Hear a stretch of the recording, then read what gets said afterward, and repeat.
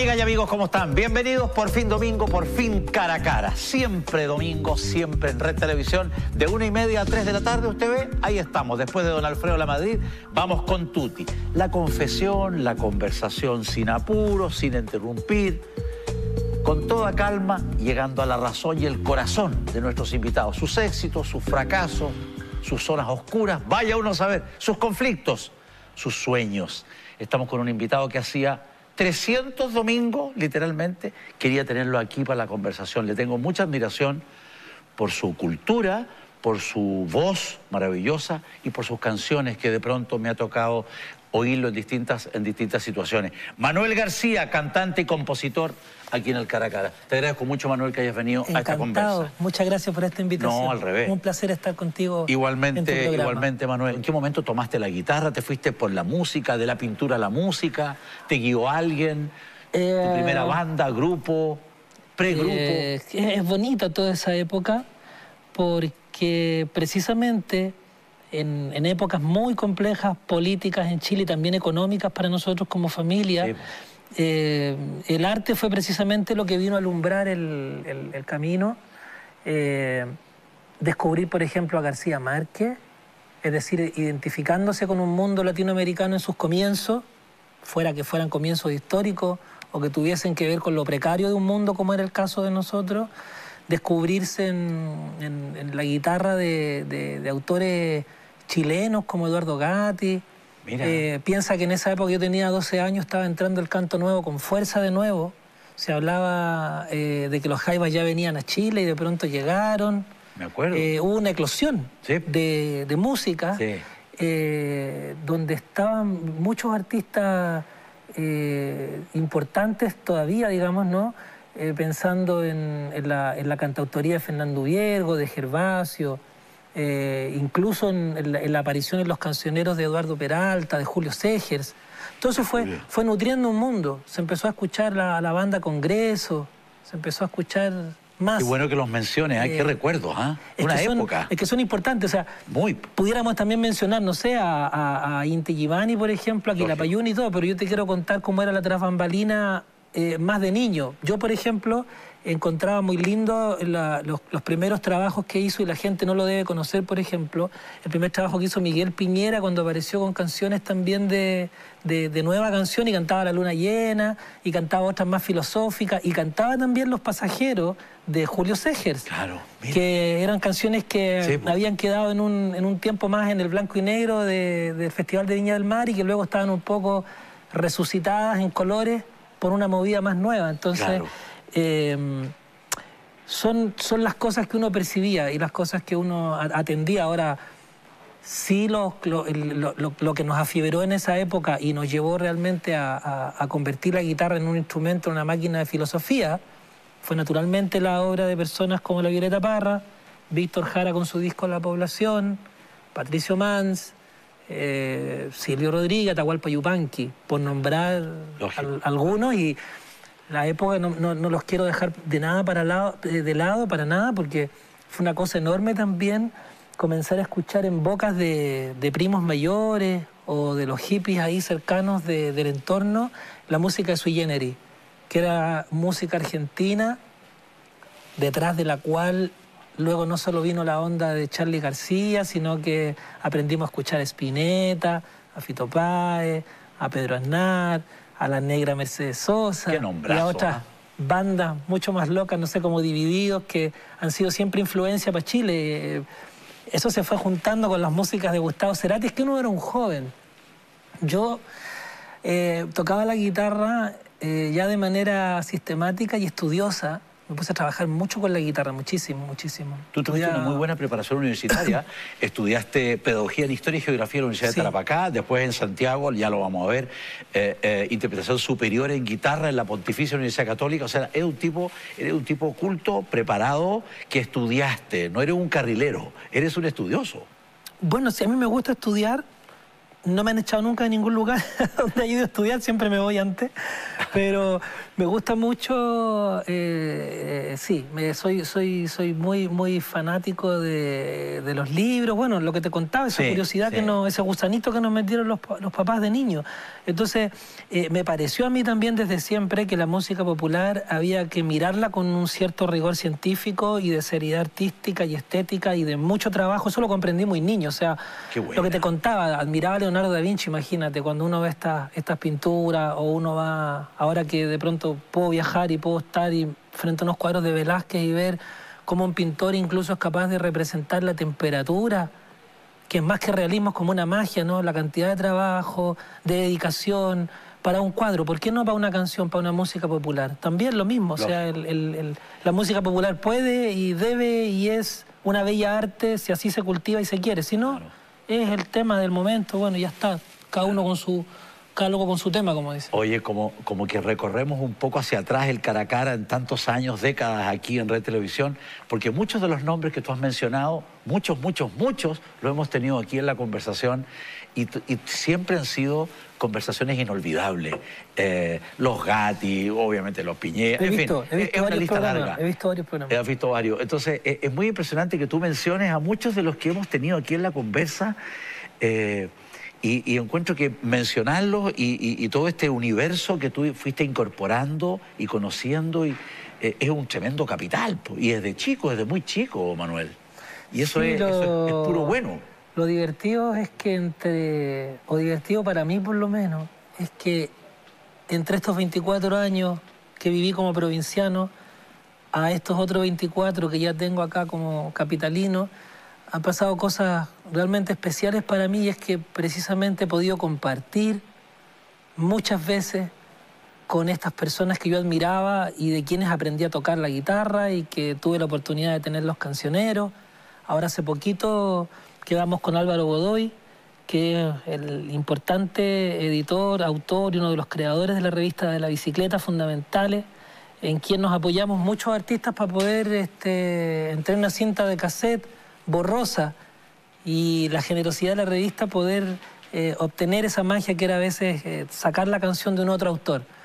Ahí en la bicicleta venía todo este mundo de la cantautoría chilena, también que hablábamos recién, ¿no? Mucha música que tenía que ver con sentido, con las raíces, y eso nos fue formando. Entonces, de pronto yo me veo en un escenario con estos personajes en quienes yo considero maestros y por supuesto que me siento muy honrado y muy feliz, no en nombre propio, también 1, 2, 3 por mí y por todos mis compañeros, por toda la gente que yo sé también que ama estas músicas, esta gente, estos personajes y que son importantes.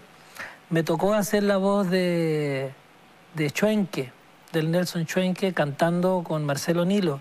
Mira. A 1 mes o 2 meses en que había fallecido ya el gran Nelson Chuenque y hubo un concierto con Santiago del Nuevo Extremo, Luis Lever en La Serena y estaba el compromiso de hacerlo. Y como la función debe continuar y los artistas son querendones de su público y responsables de lo que hacen, entonces dijeron, bueno, vamos con el concierto igual. El Marcelo dijo, invitemos al Manuel y él hace las voces, se sabe las canciones, le gusta nuestra música. Imagínate encarnar esos momentos, lo que significa. ¿Tú eres un tipo más bien racional o emocional? ¿Eres emotivo o eres muy controlado? ¿Cómo eres? ¿Quién eres realmente, Marcelo? Qué buena pregunta, Manuel. Manuel, ¿quién eres realmente?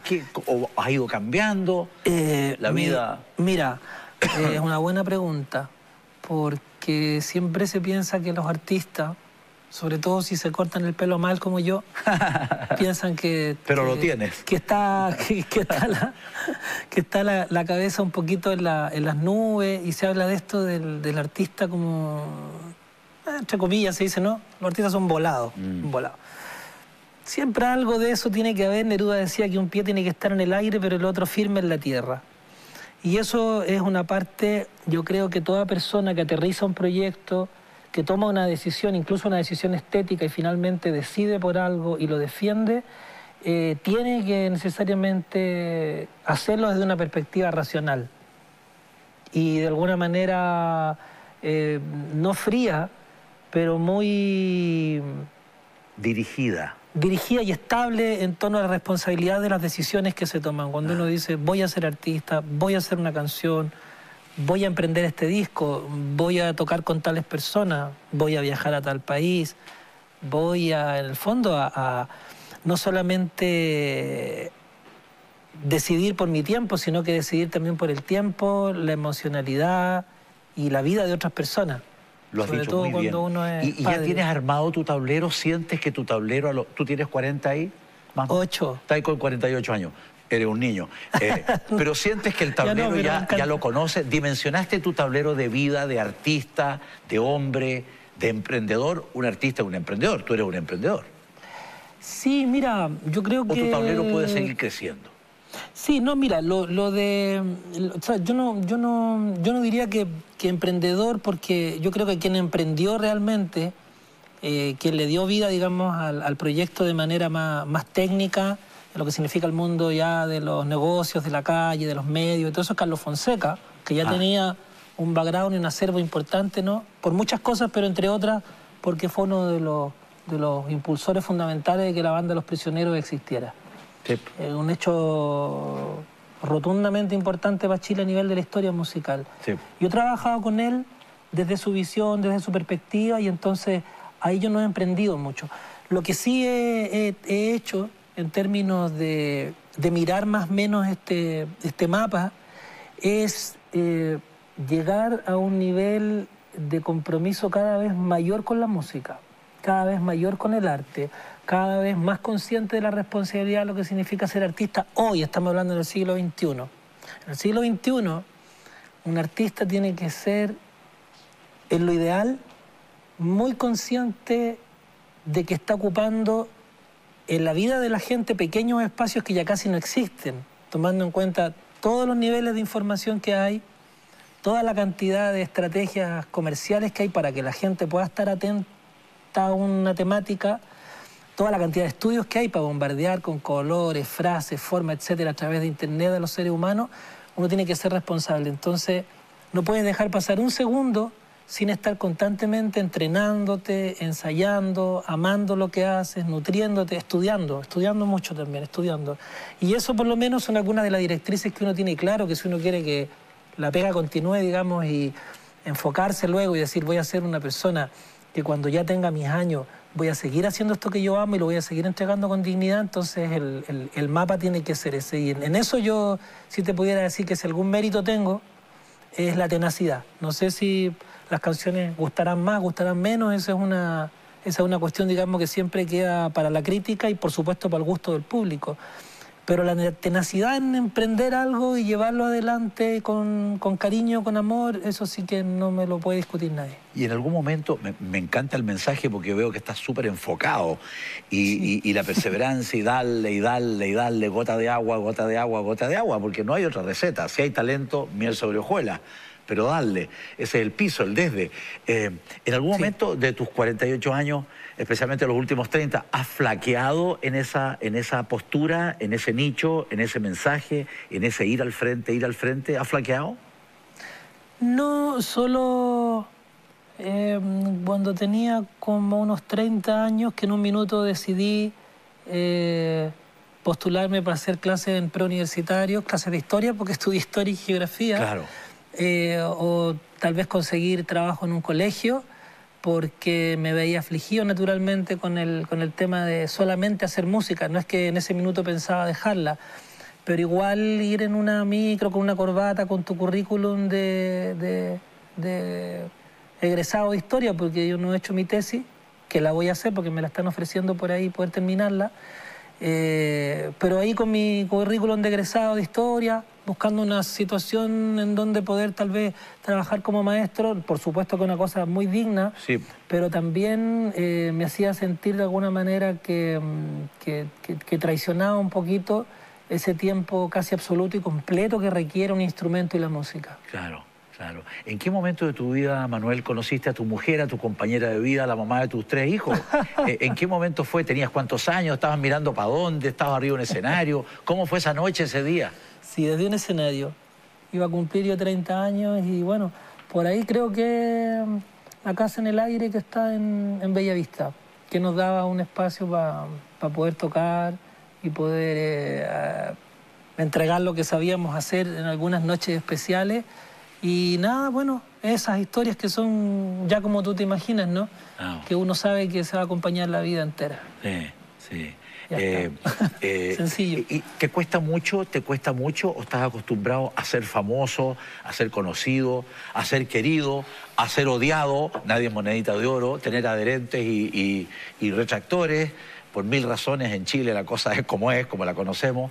¿Te cuesta, te importa o ya vives la vida y ya está? Mira, tú has pasado por etapas. Son menos los días que me olvido. Son menos los días que te olvidas. Que me olvido que voy de popular por el mundo. Eso lo digo porque a veces realmente me olvido, y es que voy de pantuflas, con el pijama, con la chaleco lleno de pelos de perro y de gato a la esquina, y alguien me dice ahí, una fotografía, por favor. Y a veces yo accedo igual, digo, ya bueno, esto... Sí. Así voy con la bolsa del pan ahí.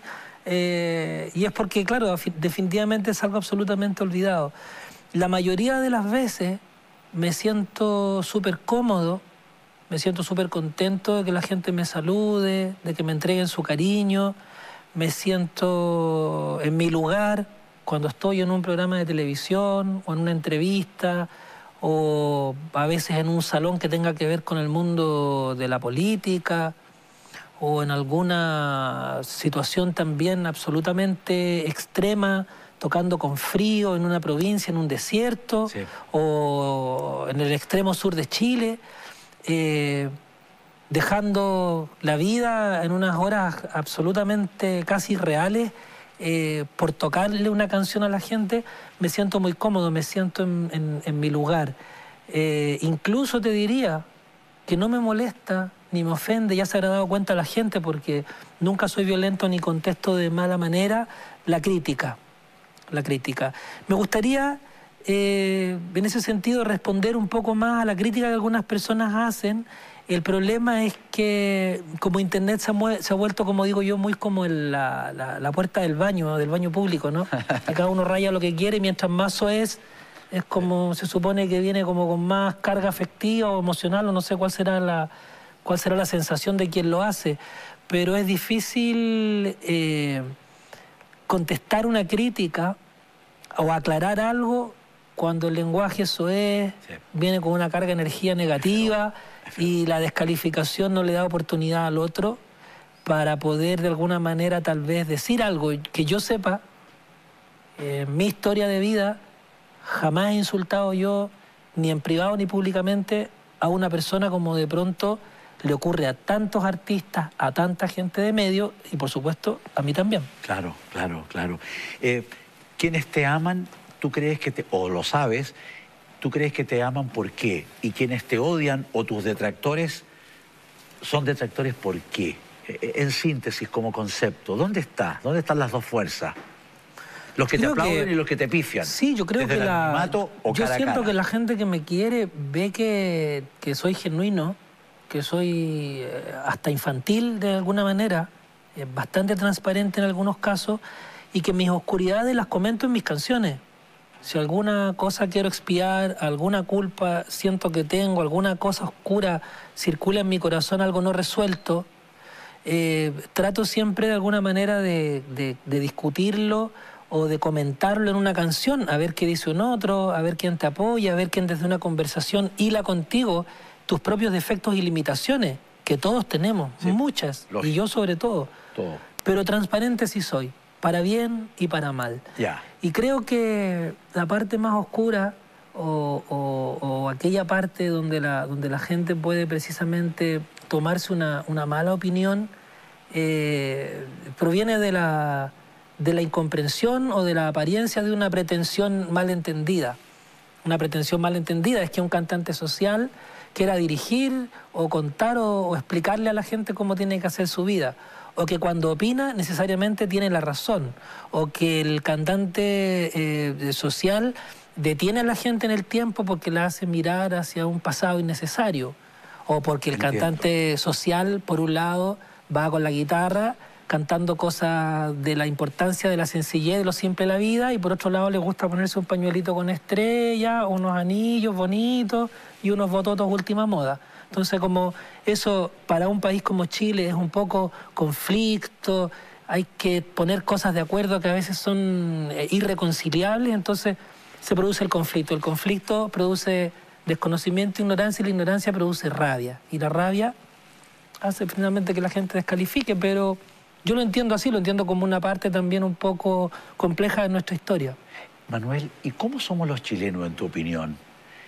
Habiendo estado ya tantos años, décadas sobre el escenario, en la trastienda, en camarines, conociendo Chile de ida y vuelta, conociendo el mundo, ya vamos a ir a tu gira, a tus viajes a España y todo lo que has hecho. ¿Cómo somos los chilenos, en tu opinión, así seco? Inocentes. Inocentes. Somos inocentes. Y eso, que se entienda bien, tiene dos caras. ¿Ya? Tiene el flanco de la pureza del niño, tiene todas aquellas cosas que son prístinas por delante, tiene siempre la posibilidad de reencantarse con el mundo y de fascinarse con las cosas, esa inocencia, pero por otro lado, esa inocencia de cada uno, que suma una historia y que suma lo que significa un país, puede convertirse en una irresponsabilidad si a través de esa inocencia nos mentimos nosotros como pueblo, no nos decimos cómo realmente somos. Somos un pueblo extraño para el resto del mundo. También en el mejor sentido y en el peor sentido de la palabra. Extraños porque les parecemos curiosos, misteriosos, isleños, ensimismados y enrollados en el buen sentido. O sea, somos pie de montaña, somos de largos inviernos, de veranos duros, de paisajes amplios, y eso lleva al hombre a reflexionar, a pensar. Esas grandes soledades, esos grandes espacios nos llevan como pueblo a reflexionar, a pensar. Eso es muy bueno. Pero por otro lado, el contarse historias uno solo y creérselas sin tener contacto con otros vecinos, sin admirar las cosas importantes que tenemos que admirar de otros vecinos, inventarnos muchas veces a través de la cultura del cine norteamericano cómo son otras culturas. Nos inventamos cómo son otros pueblos y lo creemos. Hasta que no estamos pisando suelo, hasta que no conocemos a alguien de verdad que viene de otro lugar, nos damos cuenta que muchas cosas son como una especie de mitologías que creamos los chilenos con respecto al mundo. Estaría bueno hacer un libro. ¿Cómo ve el chileno también a un chino? Sí. Incluso a un boliviano, un peruano, un argentino. ¿Cuánto? Sabemos bastante de los argentinos. La gente que habla mal de los argentinos leyó a Sábato, escuchó bien a Atahualpa, se preocupó de pensar que Spinetta es el padre de la canción rock and roll en castellano. Después viene Cerati y lo amábamos, claro, porque era el ídolo pop, ¿no? O a Charlie, las locuras de Charlie, pero detrás de eso, ¿qué libros hay? ¿Qué educación hay? ¿Qué música hay? ¿Qué otros autores hay que han nutrido a su vez a estos grandes y queridos personajes? Por ponerte un ejemplo, entonces, a mí cómo me va a gustar un Chile que por el fútbol toma partido o no de lo que significa la relación cultural. Eso es un juego, eso es para un rato, es para un momento, pero claro, tú no puedes basar tu relación cultural con otros pueblos en el fútbol. Claro, o sea, ojalá claro, sí, claro. Ojalá el fútbol también fuera un elemento. Pero una parte, no el todo. Exacto, una parte más de un todo, exacto. Claro. ¿Quiénes son tus adherentes? ¿Quién es tu público, Manuel? ¿Quién es tu público?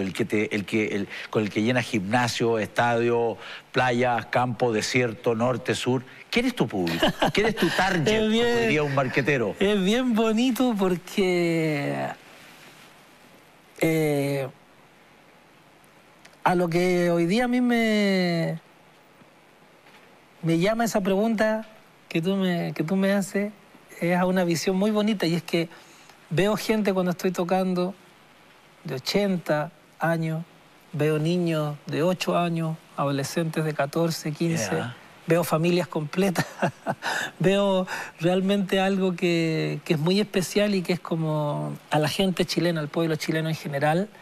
Están las muchachas de todo tipo de formas, colores y estados de ánimo. Gente que está llorando, gente que está alegre. Están los muchachos también, algunos más punky, otros que son de generación más millennial, otros, qué sé yo, más clásicos de la edad de uno. Es bonito, es un público bien variopinto, yo lo agradezco bastante. Eso es muy importante para el artista, ser muy transversal, pues. Buena base. Yo espero que sí, que sea eso. Trato de organizar mis conciertos, de hecho, siempre de manera muy ecléctica. Hay algo de rock and roll, hay cosas más antiguas de raíces, hay canciones que son más troveras, limpias con la guitarra, otras que son más orquestadas en términos, incluso cantar a veces, por ejemplo, Los Ángeles Negros, Juan Gabriel, Alamón Laferte ahora, incluso temas de bandas clásicas chilenas como Los Bunkers, Los Prisioneros y otras bandas.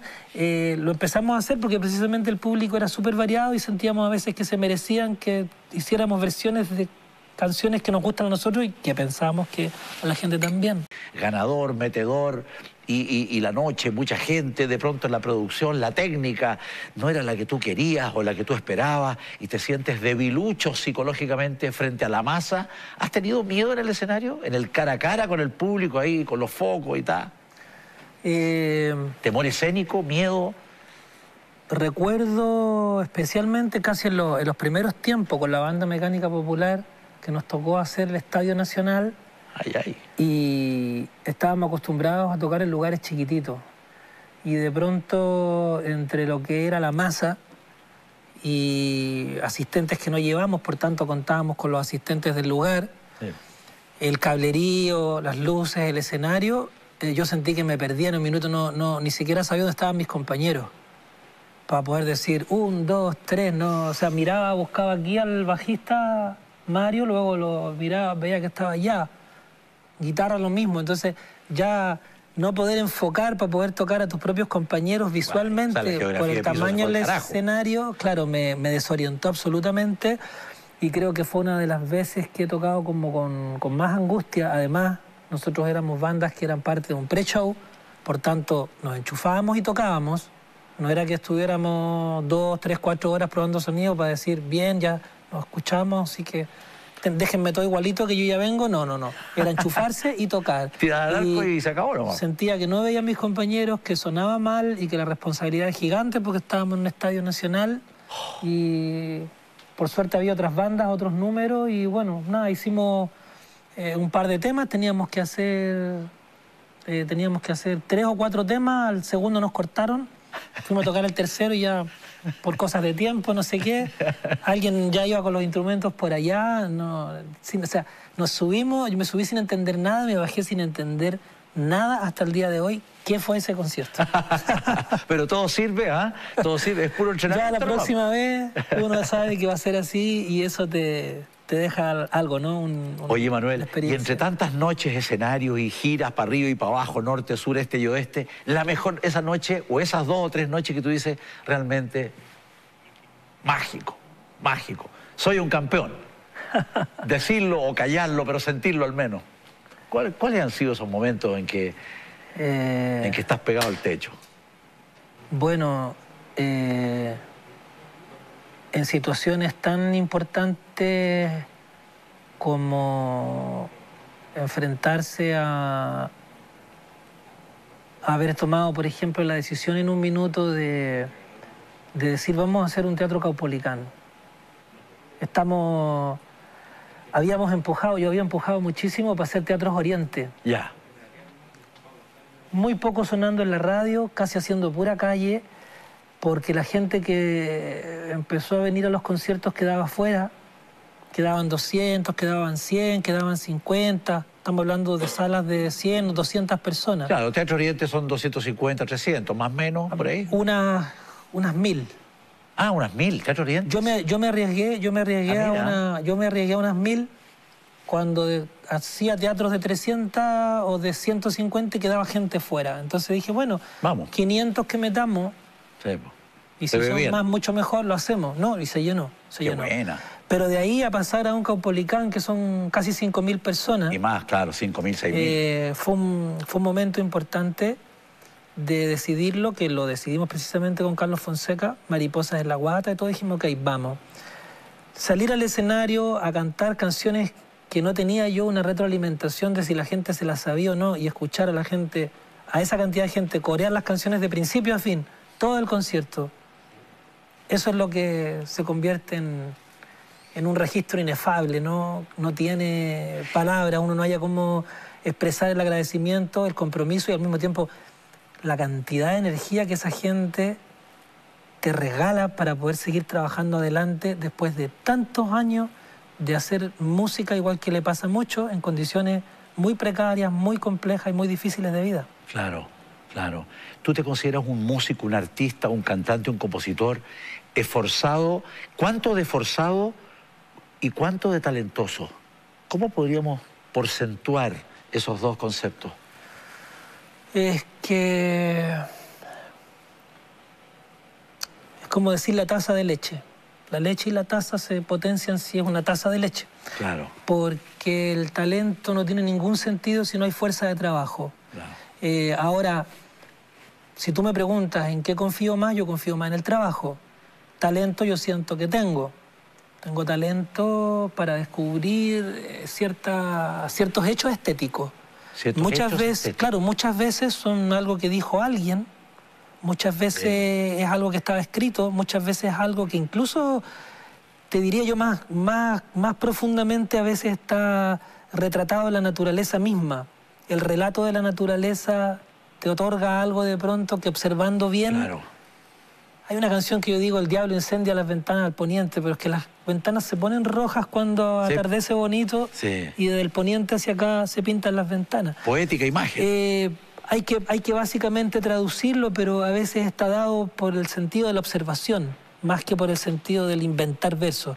Ahora, para recoger ese sentido de observación, ese sentido de escuchar a otros, ese valorar en un libro, ese preguntarse cosas de manera también desde la ignorancia más pura, digamos, más útil, desde esa ignorancia preguntarse cosas para poder darles un valor, llevarlas a algo que esté dentro del plano del arte, necesita mucho trabajo y ese trabajo es que uno tiene que hacer. Yo trato de rodearme siempre de gente interesante, de gente que yo valoro, que sé que me va a aportar, que yo admiro o con quienes creo que a veces tenemos interrogantes estéticas parecidas y que podemos resolverlas juntos. O sea, soy muy dado al mundo de la colaboración. Para mí el fin es precisamente poder ver las obras de arte hechas.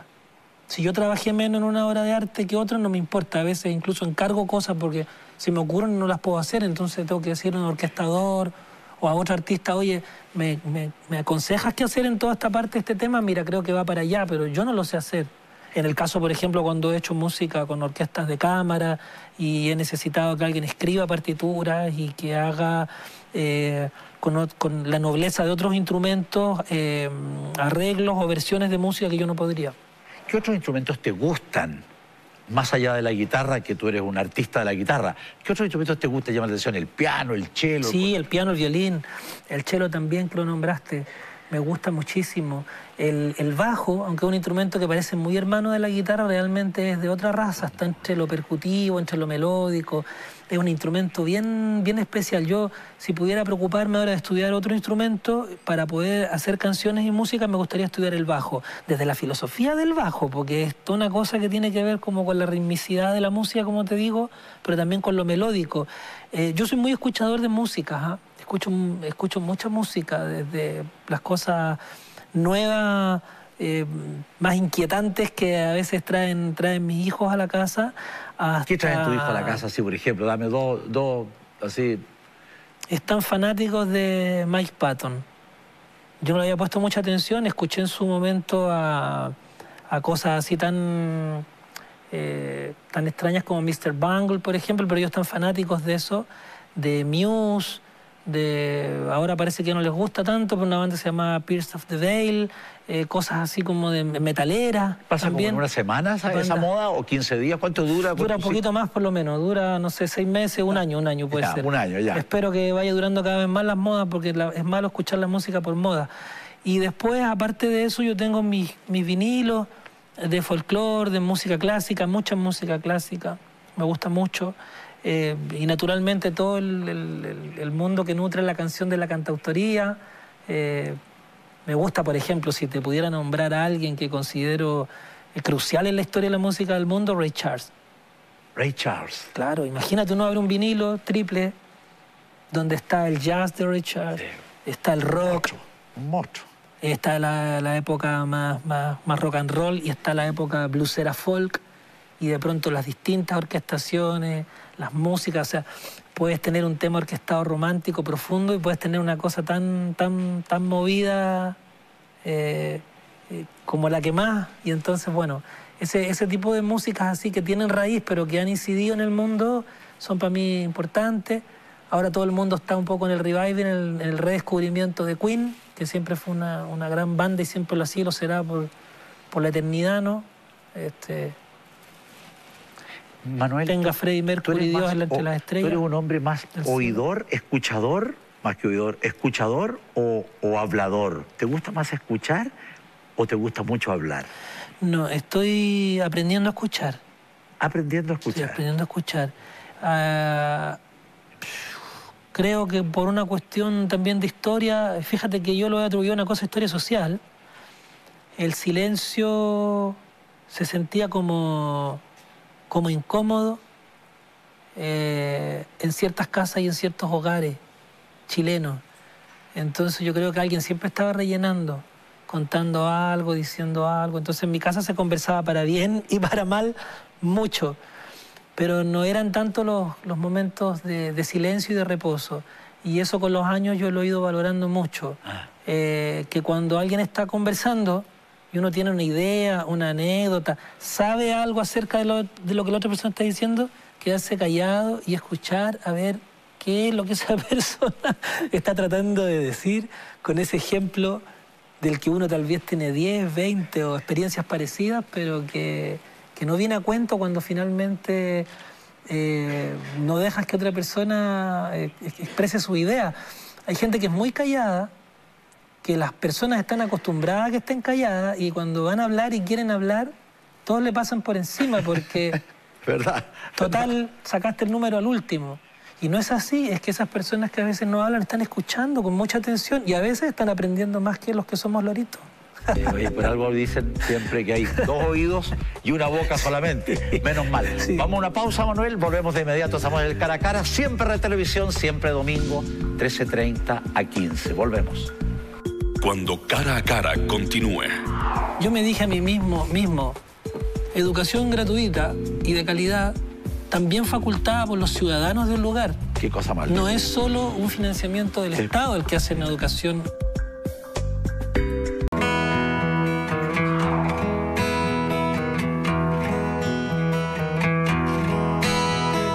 Ahora parece que yo debo mirar hacia el mar, descubrir la noche y su reflejo entre los botes. Mañana vas a encontrar una flor que te dejé contra el pecho. Abrazarás su suave fuego y en una danza sutil libélulas del jardín cruzarán el cielo de tus pensamientos, es decir, belleza que quiero olvidar, me llama, me viene a buscar, me hace soñar. Es decir, que con la violencia del mar quisiera volver a besar hasta sangrar.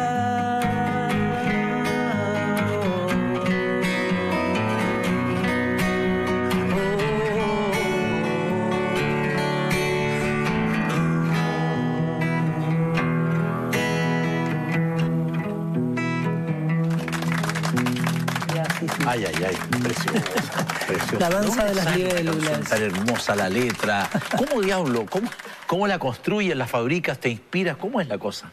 Sí, yo me gusta el relato con la guitarra. digo relato con la guitarra porque es como echar a andar algo que permite que las palabras vayan tomando un sentido especial.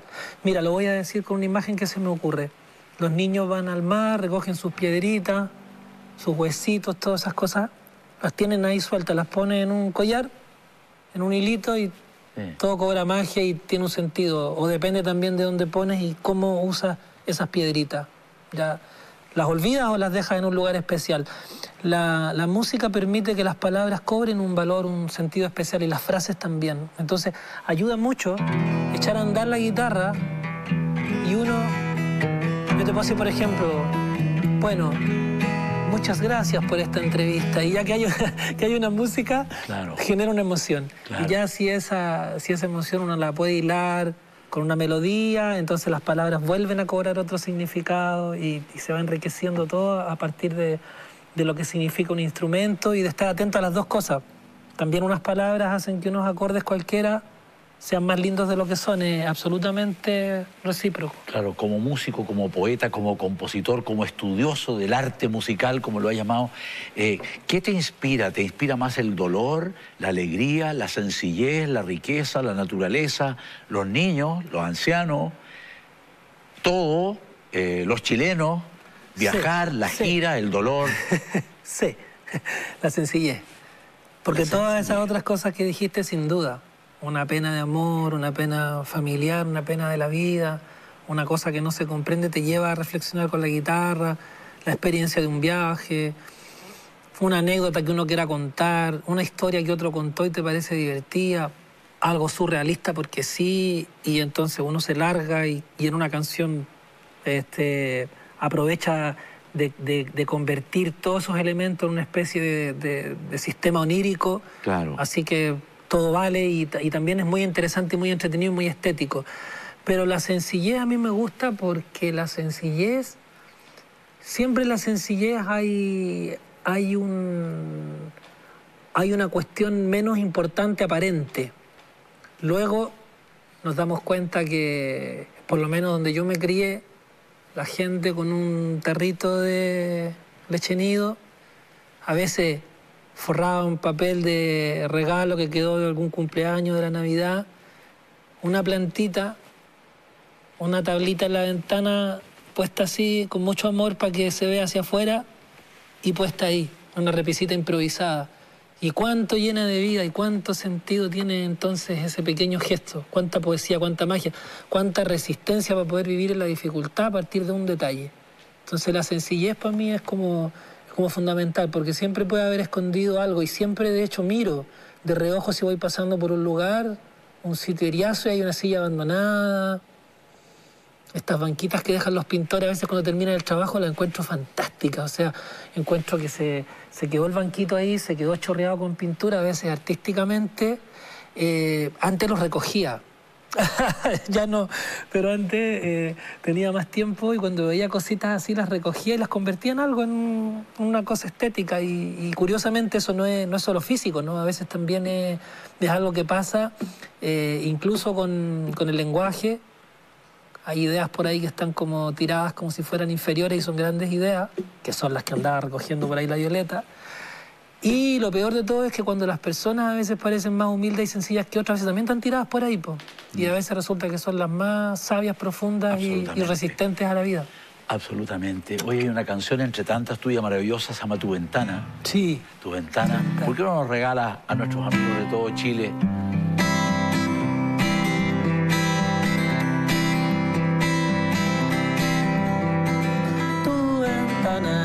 La de las flores, la del sol, donde colgabas tu ropa interior, donde la blonda florera adorna la estación.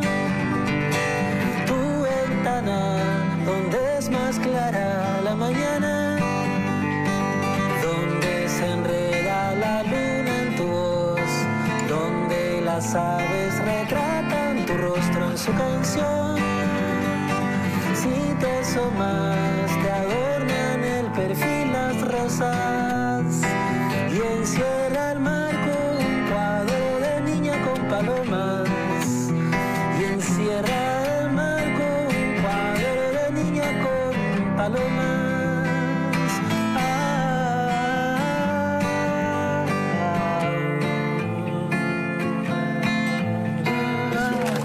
preciosa, Sí. Fernanda. No, la lleva, Manuel, la lleva. No, emocionante, realmente. Las letras son...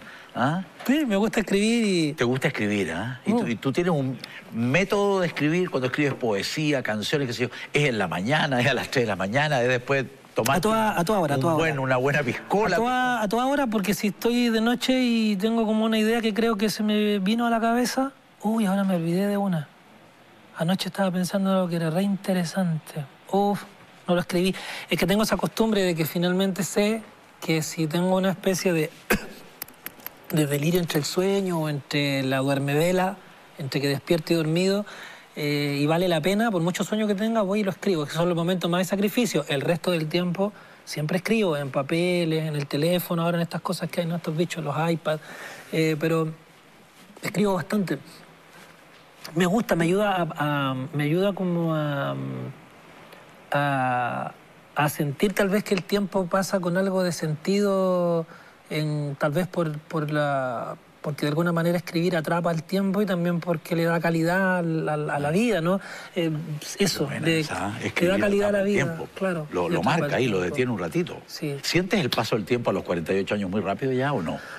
Rápido. Yo me estoy ya de alguna manera despidiendo de la vida, espero que no tan pronto, pero sí, cuando digo despidiendo. Sí, despidiendo cuando veo que el tiempo es limitado, po. No es se da finito, cuenta, claro. Es finito. O sea, lo que pasa es que todos lo saben, pero tener la percepción cuando, a propósito de la danza de las libélulas que la cantaba al principio, que he tenido la oportunidad de cantarla con mi padre. La última vez que la cantamos fue 2 días antes o un día antes que se operara del corazón. La cantamos en Concepción, en el Teatro del Bío Bío, que está en el regional del Bío Bío. Sí. Tocamos ahí.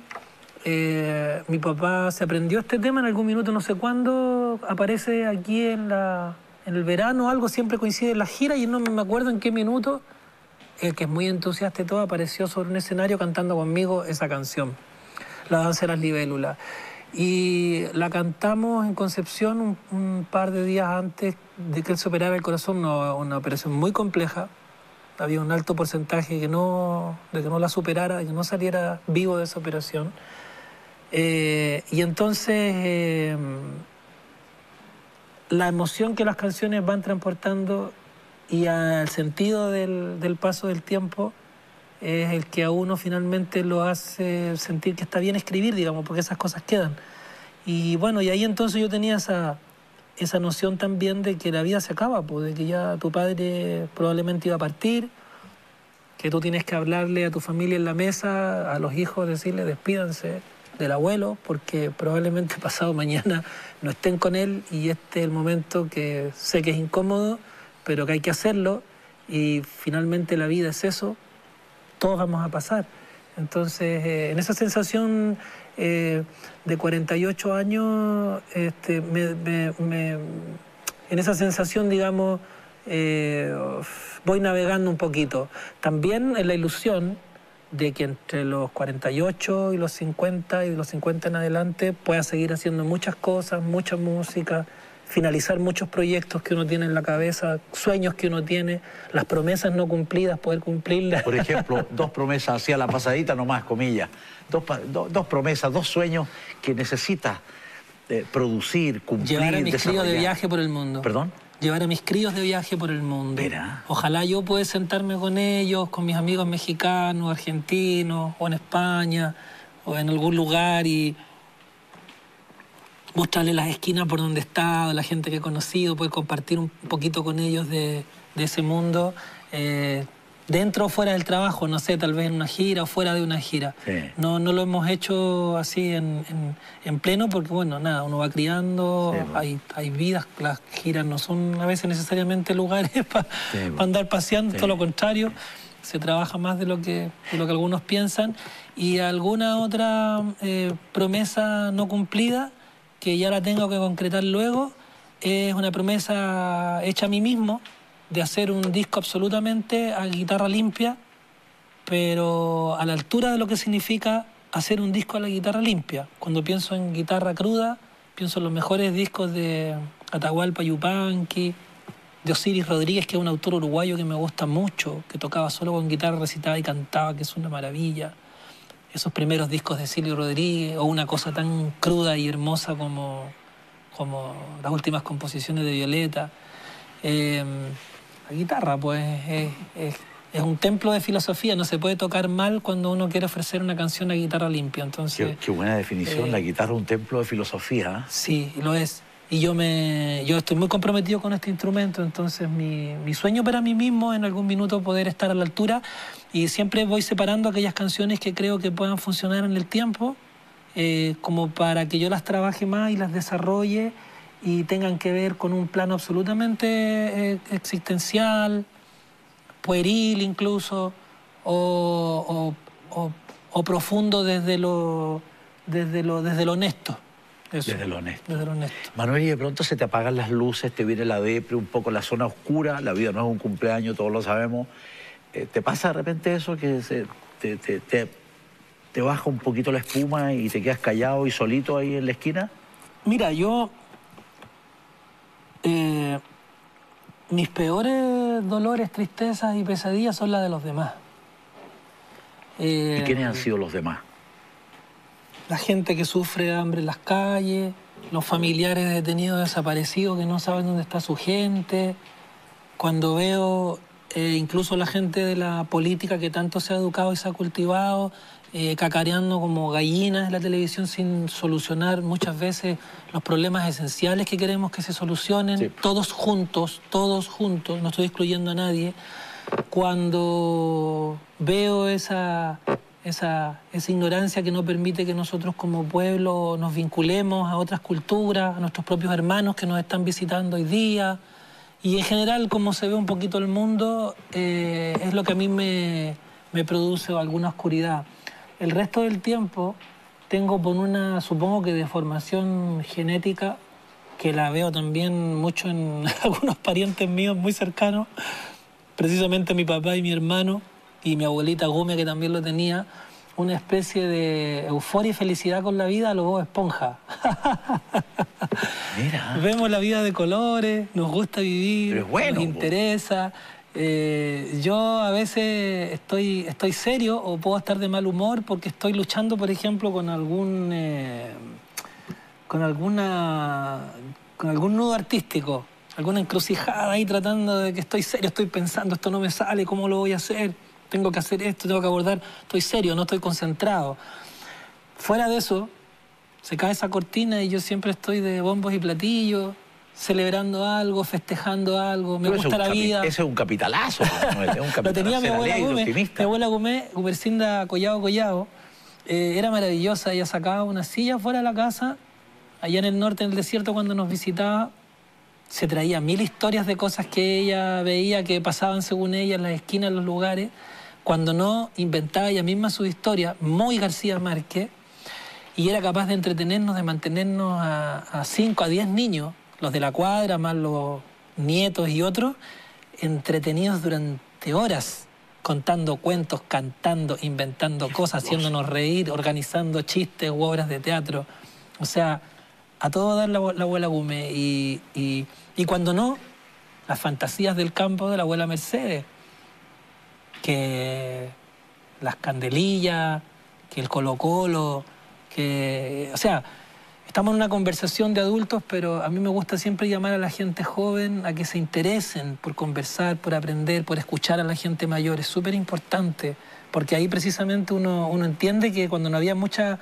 ni televisión, ni radio, ni otros recursos como internet, lo que pasaba era que muchas veces las veladas las entretenían los adultos, sino con la guitarra, con un cuento, sí, con una historia. Aunque fuera con una chiva, da lo mismo. Aunque fuera con estas historias, así me las inventás de amigotes y amigos. Claro. Y es nutritivo, pues lindo para el alma eso. Entonces yo tengo la suerte de haberme formado dentro de esa película, dentro de lo difícil también que fue la vida, como te contaba yo, la mía como la de tantos chilenos en tiempos difíciles.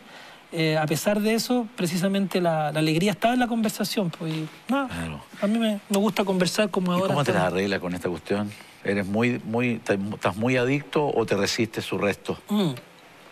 Lo que pasa es que hay una trampa con el teléfono, porque uno ve a la gente con el teléfono y dice, otro que está con la cabeza agacha. Muchas veces yo estoy escribiendo Ahora, trato de ser lo más medido posible. Por ejemplo, en la mesa no se usa.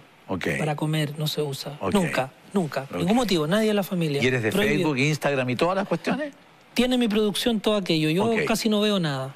Poquito. Confío mucho en la gente que trabaja conmigo para poder proyectar imagen. O cuando yo tengo algo muy importante digo, bueno, quiero tuitear algo, quiero subir una foto, o me parece importante relevar esto. O qué pasó en tal lugar que tocamos, hay alguna imagen y busco. Pero no, por trabajo no veo mucho el teléfono. Trato de no, digamos, confío también en Carlos Fonseca que hace ese trabajo. Y me trato de medir. En la noche a 1 hora tampoco ya lo reviso ni lo miro mucho. Si alguien te está hablando, no estar con el teléfono en la mano. Son varias cosas, ¿no? Lo controla. Lo controlo. Y también encuentro, y aprovecho de decirle a la gente, me parece importante comunicarlo, de mal gusto que cuando alguien no sabe algo y hay una conversación en la mesa, alguien lo resuelva consultando directamente en internet, porque luego otros dicen, pero no vieron esto otro, y entonces empieza a suceder algo que tiene que ver con el teléfono y ya ni siquiera con lo que se estaba conversando. O sea, yo no sé algo, paso, o alguien no lo sabe, lo buscamos después en internet o en algún libro, o consultamos o preguntamos, pero no meter el teléfono de por medio de la emocionalidad cuando precisamente se ha producido esa cosita rica al calor de una conversación. Y claro, alguna que otra vez pasa, ¿no? Alguien dice, no, tengo un meme de no sé qué, y uno se ríe. Pero mucho de eso en el día es un mal síntoma de salud social. Oye, y has dado vuelta al mundo, has estado en muchos países, en muchos continentes. Me comentabas antes de la conversa aquí en el Cara a Cara que has estado en España muchas veces en los últimos 10 años. Y las dificultades, las facilidades, las dificultades. Un mundo distinto, complejo, completo. ¿Cómo ha sido esa experiencia? En México, en España, en fin. Se ve de todo. Mira, en China cuando tocamos para la Expo Shanghai, nos dijeron que las muchachas, algunas iban a ir sin calzones cuando les gustaba entonces lo que estábamos haciendo. Teníamos posibilidades de mirar su anatomía así ya, pero de frentón. De frentón, porque era como una forma de expresión. Desde cosas tan raras como esa hasta encontrarse de pronto madrugando en México, escuchando bandas buenísimas en clubes, o tocando en un teatro en el Palau, en Barcelona, porque se inauguraba el memorial de veteranos de la época franquista. Mira. O estar tocando en el Midsommar latino en Suecia, o grabando en Estados Unidos, tocando en el Joe's Pub, donde había tocado por primera vez también Adele y Amy Winehouse. Nosotros tocando ahí también en ese lugar, subiendo las mismas escaleras, con el público ahí esperándonos, algunos latinos, otros gringos, haciendo nuestra música, recorriendo tantos espacios en España, y llorando porque alguien me llevó de sorpresa a la casa donde había nacido Cervantes en Alcalá de Henares. Privilegios grandes de pronto, así también como las giras tienen estas situaciones de que los horarios son complejos, de que estar lejos no es fácil, de que estar separado de tu familia a veces por periodos largos es complicado, bueno, todo eso. Pero hay cosas muy lindas en la amistad, en el cariño. Estábamos cantando en un bar muy sencillo, Cantares, en Puerto Rico, y viene gente a cantar que tú no sospechas que se saben tus canciones. Ver gente de otra cultura, con otro acento, con otra fisonomía, con otro aspecto, cantar tus canciones, querer hacerse una foto contigo. Fabuloso. Es bonito, son momentos que son inolvidables y que compensan el esfuerzo y el trabajo. Y cuando vuelves a Chile, vamos a ir a los comerciales, cuando vuelves a Chile y miras por la ventana del avión, ya has vivido lo que has contado de España y de China y de Puerto Rico y de Estados Unidos y de Suecia, ¿sientes que has cambiado, que has crecido? ¿Te viene una depre o pura alegría? ¿Cómo potenciar, cómo incorporar a tu vida, a tus canciones, a tu música, a tu composición? ¿Esas vivencias son ecuaciones que vas resolviendo en velocidad o...? No son ecuaciones, no las resuelvo muy velozmente. A veces me consuelo con que en las anécdotas familiares, en los momentos de conversación cuando me acuerde, va a aparecer una cosa u otra. Veces no puedo abrir mi maleta mágica y comunicarle a todo el mundo lo que yo quisiera, contarle a la gente como, por lo menos el mundo como yo lo veo. A propósito, caminando por las calles de París con don Ángel Parra, padre, le digo, don Ángel, ¿y esos libros qué hacen apilados en cada una de las casas afuera? Me dice, no, la gente acá cuando lee los libros ya sabe que no los va a volver a leer, los deja fuera para que otra persona los lea. Yo me dije a mí mismo, educación gratuita y de calidad, también facultada por los ciudadanos de un lugar. Qué cosa mal. No es solo un financiamiento del Estado el que hace una educación gratuita y de calidad. Tiene que ver también cómo nos comportamos como personas. Comunicar esas cosas, tratar de trasvasijarlas a nuestra cultura, a veces me desespera un poquito, pero bueno, paso a paso. Paso a paso. Vamos a ver una pausa, estamos en el Cara a Cara, en una conversación impresionante con Manuel García, cantante, compositor, poeta, ciudadano del mundo. Vamos y volvemos. Cuando Cara a Cara continúe. Estaba en los conciertos empezando a tomar mucho. Me asustó. Primero un vasito de ron con hielo. Y después me tomaba 2 antes de salir a tocar y me tomaba 2 vasitos después de tocar. Ya casi la botella. ¿A qué le tenés miedo a estas alturas del partido? 48 años y con esta hora y fracción que ya hemos conversado, tan apasionante, entretenido. ¿A qué le tenés miedo? Desde tu balcón. Sí, a desaprovechar el tiempo en la vida, sobre todo aquel tiempo que uno necesita oportunamente destinarle a los hijos. Eso. ¿Sientes que has sido un padre muy ausente en atención a tu gira, a tu carrera musical? No, por suerte no. No. Hay complicidad, hay unidad, hay cariño, hay esto mismo que hay acá, hay conversación, hay calor humano. Sí me impresiona, igual que le impresionó a José Arcadio Buendía cuando vio que después de levantar la cabeza de su laboratorio improvisado, ¿no?, por allá, por esos remotos parajes de Macondo, según cuenta García Márquez, miró a los niños y los niños ya eran unos semi-hombres. Sí. Había pasado la vida, había pasado el tiempo. Entonces hay cosas que uno hace, quiere hacerlas lo mejor posible, otras que no las hace, las iba a hacer, no las hizo nunca. Y luego, bueno, que esas cosas en el fondo no le pasen la cuenta a uno en la calidad de vida, no se despreocupe uno de ese valor tan importante por ponerle atención también a una cosa que es muy importante y que lo sustrae mucho a uno de muchas situaciones y que es por una cuestión absolutamente noble, que es el arte, el hacer arte, estar con los demás también en otro sentido, o sea, otra familia que se genera en tu relación con el público. Claro. Y que cuando es valorada y respetada también por tu familia nuclear, enriquece en vez de restar suma. Pero ese equilibrio, digamos, mantenerlo constantemente, es algo que no sé si llamar miedo, pero es el vértigo del equilibrista. Bien dicho, ¿no? Tratar de equilibrar. Tratar de equilibrar ambas cosas. Sí. ¿Qué errores, qué páginas del libro de tu vida, Manuel, tú quisieras arrancar de un viaje y tirarla al fuego? ¿Qué errores has cometido? ¿Errores no forzados, errores forzados? Pucha, Cay, nadie ha vivido 2 veces, uno va viviendo en el camino y va aprendiendo como bueno. Hay una cosa que lamento mucho, que ojalá los que me estén viendo ahí cerca de mi casa natal, en el barrio, se enteren. Muchos vecinos, muchos compañeros de curso, muchos profesores, te estoy hablando desde que estudié en ese colegio del Cerro donde me crié, la escuela de 7 Pedro Lagos Marchán, hasta más o menos los 19, 20 años, mucha gente que yo me salté, gente que no supe ver, gente que no supe valorar, personas con las que me hubiese gustado haber conversado un poco más, compañeras, compañeros de curso, gente que a veces estaba en aprieto, gente que estaba afligida, situaciones complicadas. Me hubiese gustado haber tenido mayor claridad, sobre todo de la adolescencia hasta más o menos la juventud, porque piensa que yo me metí de cabeza en el liceo, que ya no era ir al barrio, al colegio, sino que era ir a otro lugar. Me inscribí por mi propia cuenta en una escuela artística F19 de guitarra.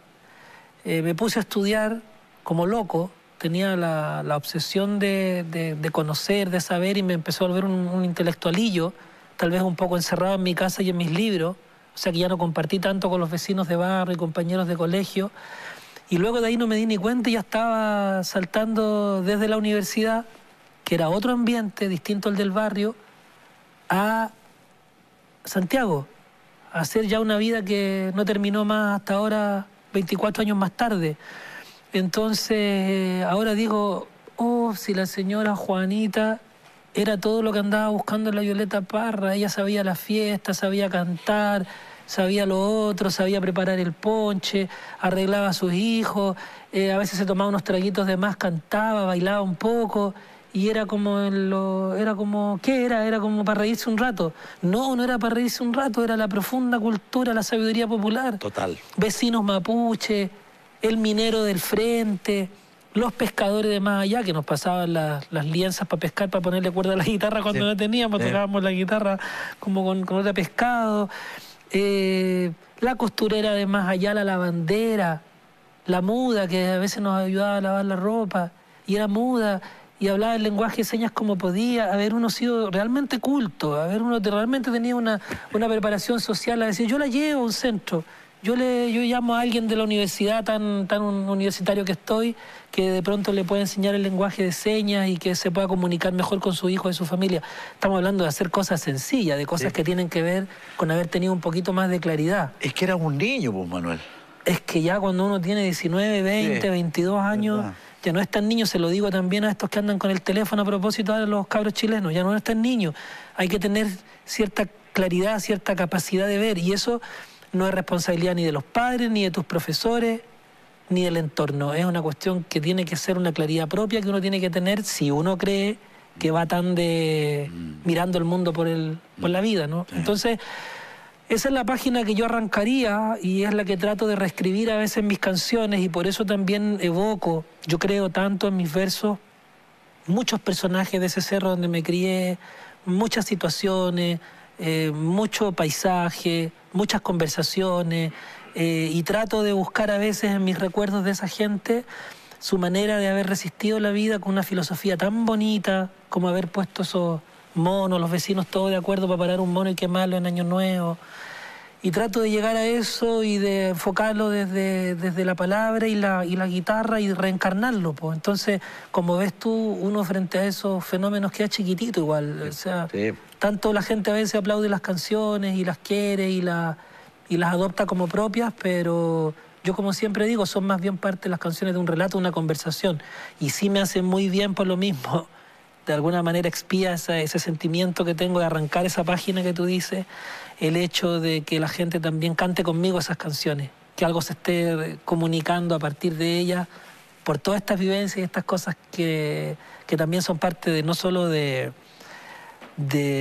ganancias, sino que a veces también son parte espirituales, digo, ¿no? Sino que son parte también de carencia. Oye, Manuel, y como papá, ¿eres un papá mandón? ¿Eres un papá conversador? ¿Eres un papá amigo? ¿Cómo diablo eres como papá? Habría que preguntarle eso a mis caracolitos. ¿A tus 3 hijitos? Sí, a mis 3 caracoles, pero yo creo que los muchachos saben que trato de ser bastante formador en términos intelectuales. Siempre las dudas se tratan de resolver, siempre las cosas se tratan de pensar, de discurrir, de que el lenguaje no falte en una conversación, de que una palabra si falta tiene que estar ahí. Soy muy estricto con eso. El resto del tiempo es parte de una orgánica amorosa, donde lo que uno va entregando, para mi forma de ver por lo menos, tiene que ver con el ejemplo. Y trato de dar un ejemplo, trato de que si hablo de salud orgánica, hacer un poco de ejercicio, que si estoy hablando de que mucha comida frita hace mal, bueno, yo no comer mucha fritura, que si uno le insiste a los niños que la lectura es buena, bueno, cuando te ven a ti con un libro en la mano, leyendo algo, investigando algo, cuando esos valores que uno trata de inculcar, uno los encarna. Entonces, trato en ese sentido de ser lo más riguroso posible. Y el resto del tiempo veo que se están riendo muchísimo de mí cada vez que hablo, digo o hago algo. Está más grande ya y anda a que diga una palabra medio mal en inglés porque se te viene motivo de risa absoluta. Oye, está claro que tu vicio es la música, la composición, el talento, el arte. ¿Has tenido vicios malos? el trago, la droga, de pronto. Sí, mira, pero tengo fuerza de voluntad. No me di cuenta en algún minuto que estaba en los conciertos empezando a tomar mucho. Es una cuestión que sucede, claro, y después. Lo que pasa es que sucede porque se vuelve natural las esperas atroces a veces en los camarines, incluso el cansancio y la noche que ha matado a tanta gente del mundo del espectáculo, no solo cantantes. Murieron como 15 en el mundo, así de los súper famosos, 15, 20, una cosa terrible, de la edad tuya. Es un flagelo, es un flagelo. El alcohol en un minuto me asustó, porque me tomaba primero un vasito de ron con hielo. Ya. Antes de tocar, después me tomaba 2. Y después me tomaba 2 antes de salir a tocar y me tomaba 2 vasitos de ron después de tocar. Vaya. Siempre con hielito y solo. Ya, 6, 8, mucho. Ya casi la botella. Y yo estaba en un minuto pensando que controlaba eso y que no me hacía nada. Y te hacía. Claro, yo empecé a ver cambios en mi conducta, que estaba más irritable, que estaba más complicado. Te digo, por ese lado. Que me estaba empezando como a inflar, que me sentía más incómodo en el escenario cuando tocaba, que no estaba siendo tan impecable para tocar como yo sentía que estaba tocando, ya revisando un video o alguna grabación. Eso te iba a preguntar, ¿tú te miras, te ves después? Pocas veces. Pocas veces. ¿Y pocas veces por qué? Esta conversación la voy a ver, sí. me saludo yo mismo. Te quiero, Manuel García. Porque... ¿Por pudor? ¿Cómo decir? No, es que lo hago como con un sentido de responsabilidad. Ah, ya sé. Hay momentos que necesito revisar lo que hice. O sea, mirar cómo actué, cómo funcioné, cómo se veía la ropa que elegimos, que se pensó para tocar, el concepto general de un concierto. Pero como trato de que no sea por vanidad, sino que sea por trabajo, y concentrarme más bien ese tiempo que tengo para mirar una imagen, en hacer otra cosa que tiene que ver más como con seguir creando cosas. Entonces, hay veces que necesito revisar. Cuando tengo un concierto grande digo, ok, vamos a ver el anterior que fue en el mismo teatro. O vamos a revisar qué hicimos en un compromiso muy importante. No sé, ahora hicimos televisión, Radio Televisión Española, y era filmado y lo hicimos con un repertorio que era nuevo, con Diego Álvarez, solo fuimos como dúo. Entonces era importante mirar qué está pasando con eso, qué es lo que estamos ofreciendo, qué entregamos. Entonces lo vi. Y claro, ahí me encuentro a veces yo mismo más horrible, otras veces me veo yo mismo más guapo, otras veces una imagen me da gusto, algo que hice yo mismo a la hora de la actuación, otras veces me critico y digo, no, ahí será otra cosa. Bueno, a todos les pasa, yo creo, lo mismo que... ¿Improvisas en el escenario o hasta lo improvisado es absolutamente ensayado y requete contramedido? De pronto haces un movimiento distinto, te desplazas más, te desplazas menos, una tallita, un diálogo con el público, o eres muy... No, trato de mantener un rigor de esquema de concierto, pero suelo ser dentro de ese esquema bastante espontáneo. Ya. Por 2 razones. Una, porque me agrada mucho sentir a la gente y que la gente me sienta a mí también en el momento que estamos viviendo. Lógico. Que hacer algún comentario de lo que está pasando que sea pertinente en ese contexto, en ese lugar, en esa situación. Que vivamos ese segundo presente todos juntos con el público. Y la otra cosa es que varío mucho de tema a otro mis movimientos y mis esquemas porque no soy muy coordinado con los pies. No tengo el don de mi hermano mayor Eduardo, que es un gran bailarín.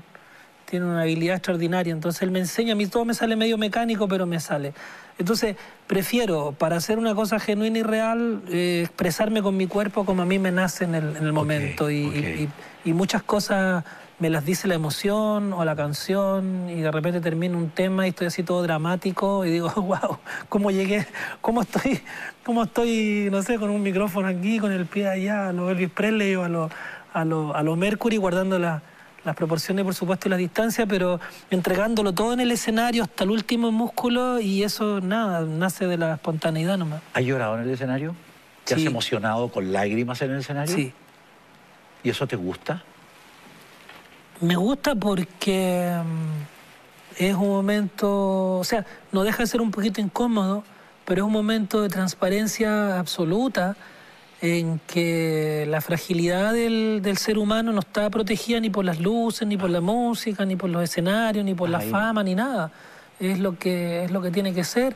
Ahora a poquito me complicaban unas lágrimas y una especie de romadizo que me dio naturalmente junto con las lágrimas cantando, porque se me cerraba un poco la voz, porque hicimos un concierto en la comuna del Bosque, dentro del contexto de una feria costumbrista muy linda que se hace allá, y era el día que dedicamos el concierto a doña Anita González. Ah, claro. Claro, que acababa de partir, aunque ella no va a partir nunca, pero digamos así, de no estar físicamente con nosotros un día antes. Entonces era y es todavía un momento que saca más de una lágrima, claro. Vamos a ir a una pausa, estamos en el Cara a Cara, volvemos de inmediato.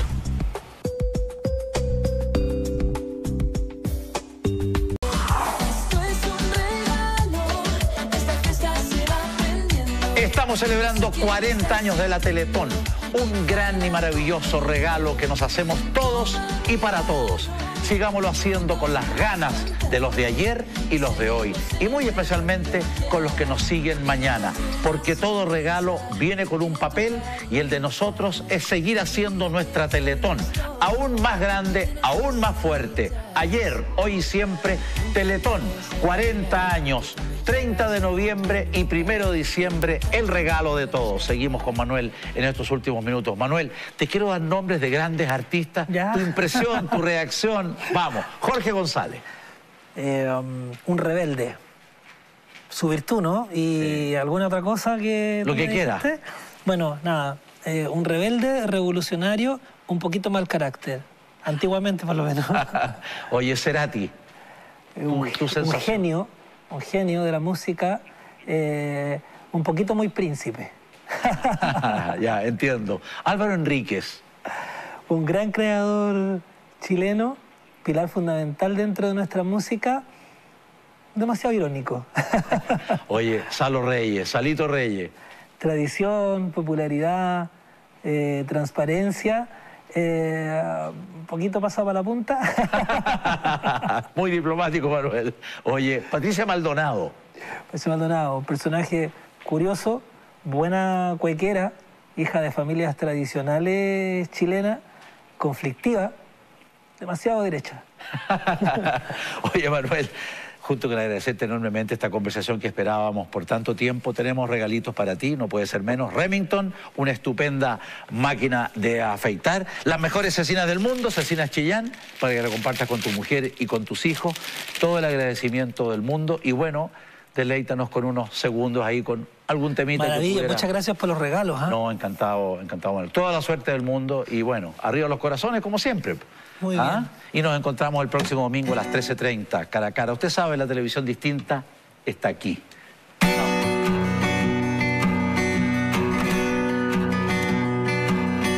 Difícil pensar sin hablar, difícil hacerse un lugar en los labios.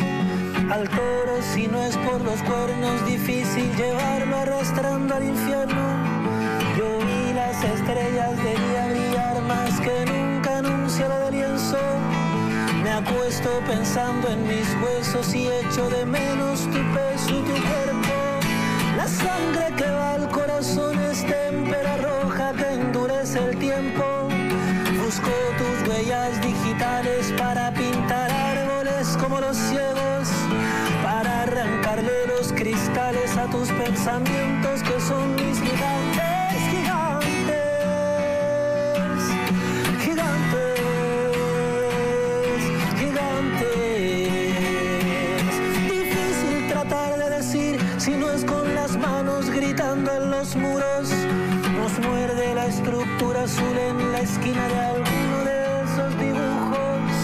El día corriendo veloz con las piernas de bosco y brazos de cartón. Mi niña se compra un vestido y todo el país me parece distinto. Mi niña se pone el vestido y se lo quito al tiro por darle un sentido. Gigante, gigante.